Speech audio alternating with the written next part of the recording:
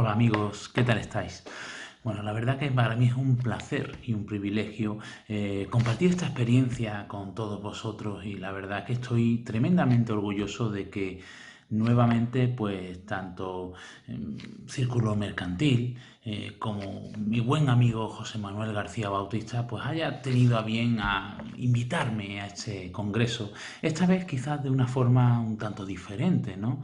Un congreso telemático, por así decirlo, en redes sociales para intentar paliar la situación que estamos viviendo, ¿no? Pero que a la vez también vamos a intentar de alguna manera aprovecharnos y ver el lado positivo, ¿no? Y es decir, que estamos cada uno en nuestra casa tranquilamente disfrutando de lo que más nos gusta, del mundo del misterio. Y hoy os quiero hablar sobre una cosa que la verdad es que por lo menos a mí, yo creo que a muchos de los investigadores les apasiona, y es ese contacto con ese otro lado. ¿Desde cuándo se intenta contactar con algo inteligente? ¿Cómo son esos procedimientos? ¿Realmente contactamos con los seres difuntos? Bueno, desde que el ser humano es consciente de sí mismo, ya sea por ese miedo a la muerte o por el apego a los seres queridos, siempre se ha pensado de alguna manera en que habría algo a ese otro lado, que la muerte no podía ser ese final. Y desde tiempos ancestrales ya podíamos hablar del tema de chamanes, los brujos, consultas al oráculo, siempre se han intentado contactar con ese mundo de los difuntos. Y supuestamente siempre asociaban ese, entre comillas, contacto con alguien que tenía una sensibilidad especial, ¿no? Lo que hoy día llamamos la figura del medium. Pero si bien es cierto, para entender lo que es el contactismo moderno tendríamos que llegar hasta el año 1848 y hasta viajar hasta un pueblecito de Nueva York, en Hainesville. Y yo creo que muchos de vosotros seguros que sabéis de la historia que os comento, ¿no? Como es las hermanas Fox. La familia Fox era una familia, el padre era John Fox, un pastor metodista muy respetado en ese pueblecito. Y aproximadamente en septiembre de ese año, de 1848, pues decide mudarse a una cabañita que tenían más o menos ubicada, que les interesaba de alguna manera pues cambiarse de aires, de lugar, y prácticamente desde el primer momento que deciden mudarse, empieza este hombre a comentarlo con todos sus amigos y todos siempre le inciden en lo mismo, en que rehusara de esa decisión porque en esa cabaña, en esa casa, decían que ocurrían cosas extrañas, no tenías ya esa fama. Aproximadamente a finales de ese año, esta familia, compuesta por John Fox, el padre de familia, su mujer y 3 hijas, pues se mudan a esa cabaña. Y de repente, desde el primer momento en el que ponen un pie en esa casa, empiezan a ocurrir cosas extrañas. Al principio podríamos decir que ellos entienden que van sugestionados por lo que las historias que han escuchado a lo largo de mucho tiempo sobre esa casa. Es más, podríamos decir que entraban con la mochila del miedo a cuestas. Pero posteriormente empezaron a darse cuenta de que, aparte de esa supuesta sugestión, habían fenómenos físicos. Es más, empezaron a generarse una serie de golpes contundentes que se generaban en las mismas paredes, como si detrás de esas paredes hubiera algo golpeando, lo que hoy día llamamos los rap, ¿no? O incluso podríamos decir que en ese momento también nace lo que es la tipología, ¿no? Y a partir de ese momento es cuando entran en juego esas niñas, las hermanas Fox, que como cualquier niño, con unas edades que tenían entre los 12 y 8 años, pues lógicamente querían jugar con todo. Y esta vez no iba a ser de otra forma. Y se inventaron, perdón, una especie de juego asociado a esos supuestos golpes que entendían que los generaba algo inteligente. Un supuesto fantasma, incluso le bautizaron como el señor Mr. Speedplug, es decir, el señor pata de palo, seguramente por el sonido tan característico de esa supuesta pata de palo en el suelo o en las paredes de madera de esa casa. Y el juego consistía simplemente en realizar ellas una palmada y una serie de palmadas y solicitar al señor Mr. Pickford que les imitara en base a esos golpes. ¿Cuál fue la sorpresa de esa familia? Que esos golpes imitaban de forma inteligente, parecían que de alguna manera sabían lo que se estaba generando en esa casa, esa especie de juego, y entraba en ese juego imitando en base a golpes de forma inteligente esas palmadas. A partir de ahí ya la familia empezó a darse cuenta de que realmente había algo ahí que de fondo que intrigaba y que además atemorizaba a esa familia porque entendían que en su propia casa estaban viviendo fenómenos extraños, fenómenos que lógicamente no tenían ninguna razón de ser y sobre todo no tenían ninguna explicación.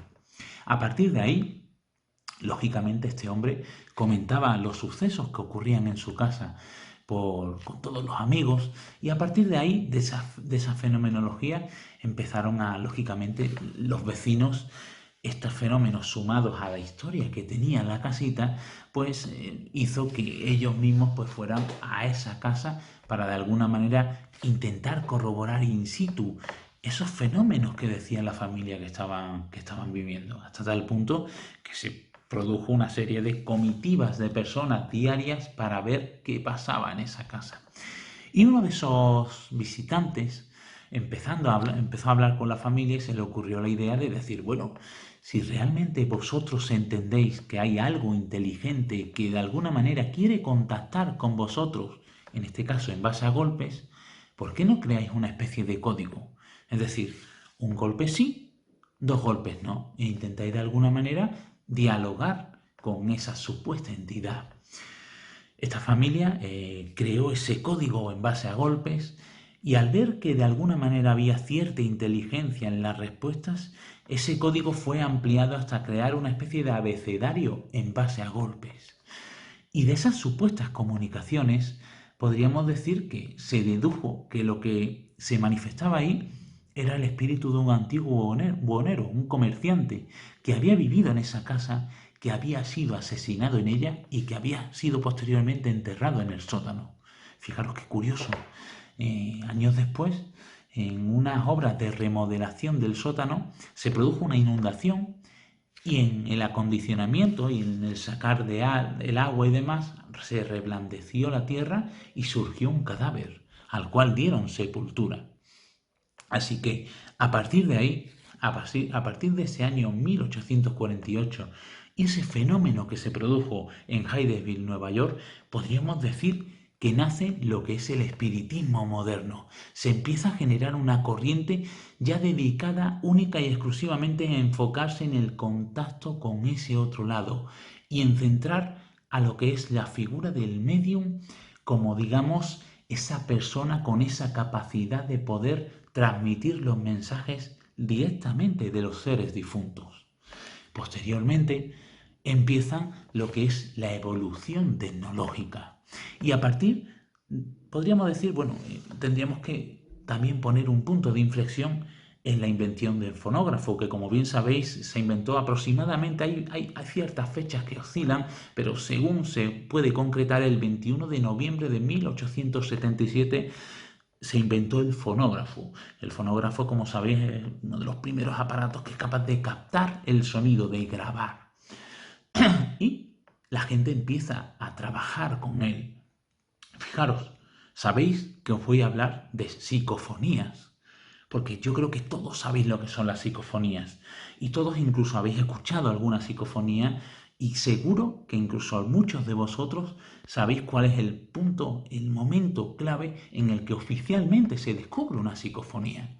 Pero ahora vamos a hablar de algo diferente. Y es que, fijaros, desde el año 1901 hay testimonios, hay datos para que se pueden contrastar y en los cuales podemos deducir que ya se empezaron a registrar esos sonidos arrancados del silencio, lo que solemos llamar esas psicofonías.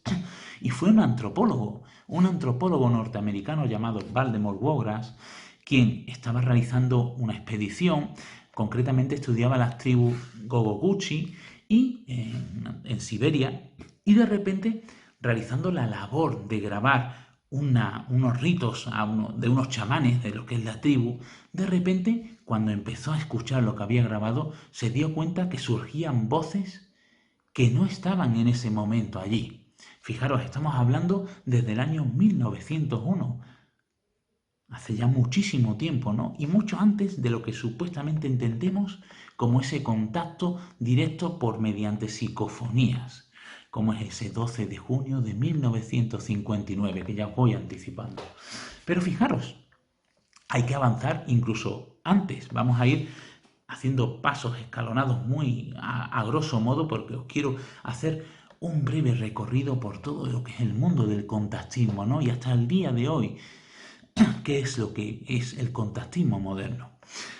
Podríamos decir también que, fijaros, hemos hablado del fonógrafo, Thomas Alva Edison, quizás uno de los inventores más importantes que ha dado la historia, con muchísimas patentes a su nombre, y una persona que quizás se anteponía a lo que eran los tiempos que vivían, ¿no? En ese momento.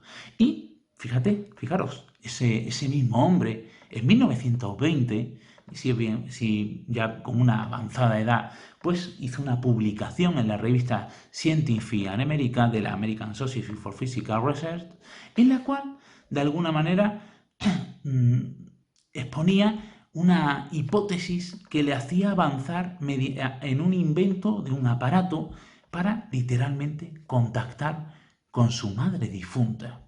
Este hombre, este buen hombre, este inventor, yo diría que el inventor, de la historia, decía algo así como que, de alguna manera, si pudimos llegar a comprender o a entender o a estipular que el alma, cuando morimos, puede continuar, es decir, la esencia, la inteligencia de uno, la esencia del ser, es capaz de permanecer vivo, de alguna manera, si fuéramos capaces de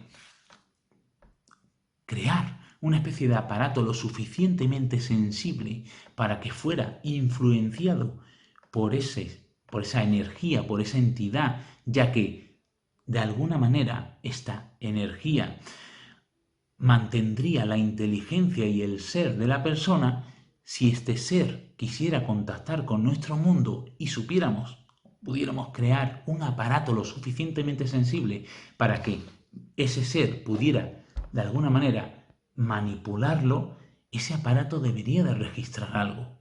Es decir, el mismísimo Thomas Alva Edison en 1920 ya hipotetizaba con el hecho de poder contactar con los seres difuntos con un aparato. Fijaros qué interesante. A día de hoy, en pleno 2020, intentamos contactar con ese otro lado o con algo inteligente, sin saber con qué contactamos realmente, porque hay que ser cierto, ¿no? Hay que hablar con base, pero intentamos contactar con esas grabadoras, ¿no? Lo que se desarrolló de ese famoso fonógrafo. Y es que el mundo de las psicofonías, el mundo de ese contactismo moderno, el mundo de ese contacto con ese otro lado, alberga muchísimas historias y sobre todo muchísimas sorpresas. Es más, podemos incluso hablar en el año 1952, el mismísimo Vaticano, en el laboratorio de física de la Universidad del Sagrado Corazón de Milán, el padre Pellegrino Gemelli, el padre Gemelli y Pellegrino Ernetti crearon una especie de departamento para el control y el análisis, la investigación de esos registros sonoros. Es decir, en ese momento, en 1952, antes de ese descubrimiento oficial de las psicofonías, ya de alguna manera sabían de la existencia de esos sonidos e incluso el mismísimo Vaticano se interesaba por el estudio de esos sonidos. Y fijaros, hablamos de psicofonías. Si bien sabéis que el término psicofonía es erróneo, porque estamos hablando de psicofonía. Psico, es decir, mente, fonía, sonido, un sonido procedente de la mente, cuando realmente la génesis, el origen de esos sonidos, lo desconocemos. Por eso, si nos pudiéramos a preguntarnos, bueno, ¿y por qué se le llama psicofonía? ¿Desde cuándo se le llama psicofonías? Pues fijaros, se le llaman psicofonías desde el año 1956. no en 1959 cuando oficialmente se descubrieron estas psicofonías, sino que en el año 1956 un parapsicólogo llamado Raymond Bailey, un famoso parapsicólogo, de repente decide experimentar con una situación. Y es que mediante un paragnosta, Attila von Szilay, una persona que decía poder contactar con su hija difunta mediante mensajes mentales, pues este hombre, Raymond Bailey, intentó que ese paragnosta, ya que supuestamente tenía esa capacidad mental y podía generar ese fenómeno psi-kappa, es decir, la influencia de la mente sobre la materia, intentó demostrar que a ver si ese paragnosta de alguna manera pudiera transmitir esos mensajes mentales que supuestamente les transmitía su hija difunta mediante esa especie de fenómeno psi-kappa en esos discos de vinilo para intentar impregnar ese mensaje en ese disco de vinilo y de alguna manera poder registrar ese mensaje con ese poder mental que tenía Attila von Szilay. Las bases del experimento y los resultados del mismo se publicaron en una revista, en la revista The Right, en enero de 1959, justo en el año en el que oficialmente se descubrieron las psicofonías, pero mucho antes. Concretamente creo que ese fue el 2 de enero de 1959, teniendo resultados positivos y de alguna manera haciendo patente mediante un estudio explícito de esos sonidos, que esos sonidos existían antes de ese famoso 12 de junio de 1959. Y llegamos a ese punto, ese 12 de junio de 1959. ¿Qué pasó? Pues fijaros, tenemos que hablar, yo creo que muchos lo conocéis ya, de la figura de Friedrich Jürgenson. Friedrich Jürgenson era una persona, un cineasta, era políglota, era una persona entusiasma y que de alguna manera este hombre estaba en la labor de realizar un documental de un ave en concreto, concretamente del pinzón nocturno, un ave que canta a la puesta y a la salida del sol. Y necesitaba, ya había realizado parte del trabajo y necesitaba amenizar ese documental con un registro sonoro del cántico de ese ave.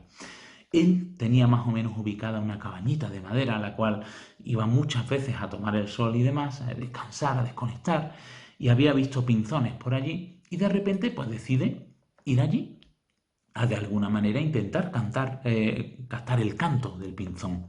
Se traslada con su grabadora de bobina abierta. Yo creo que a todos nos viene esa imagen romántica de un hombre andando en mitad de un bosque con esa grabadora, ¿no? Y de repente, bueno, se pone en la labor de registrar esos cánticos de esas aves, empieza a registrar el sonido y, lógicamente, cuando termina de registrarlo con éxito, intenta de alguna manera ver si ese sonido se ha registrado de una forma limpia.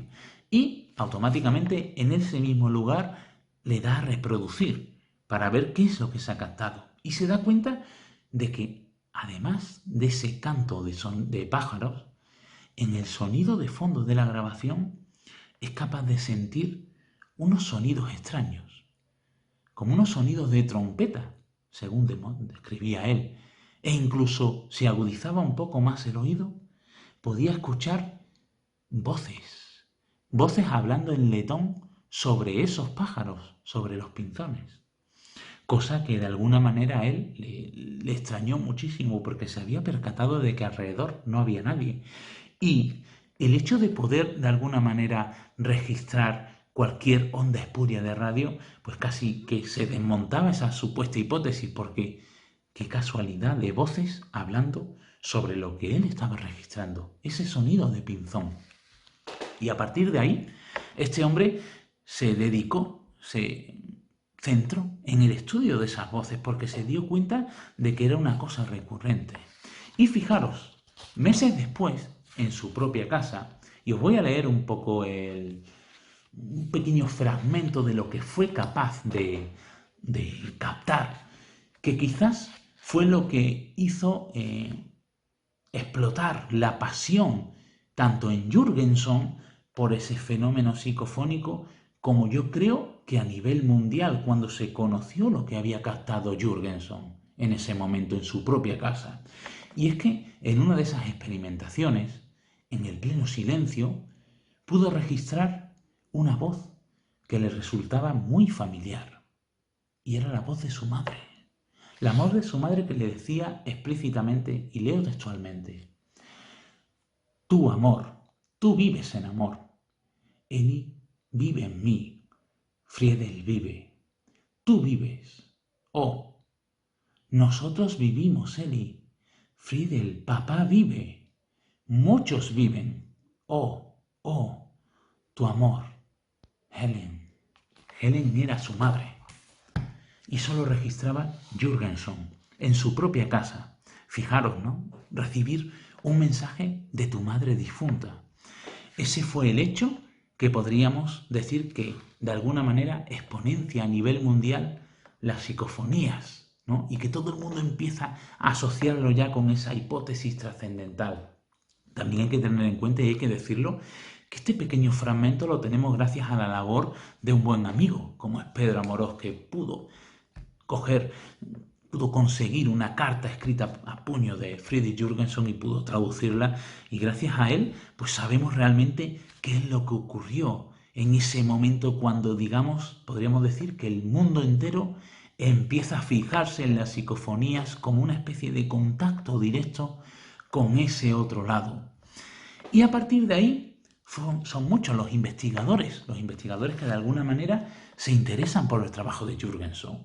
Podríamos hablar de Konstantin Raudive, de John Otto, de muchísimos investigadores. Yo creo que ya asociándolos un poco más a nuestro país, ese Germán de Argumosa, quien, bueno, yo creo que de todos es conocido, que en el 1971 pues habló de esas voces de origen desconocido en esa conferencia que dio, creo recordar, en noviembre de ese año en el Club Yelmo, y que de alguna manera, además de introducir la parapsicología en España, de alguna manera nos abría la mente a ese supuesto contacto con el origen desconocido, con lo desconocido.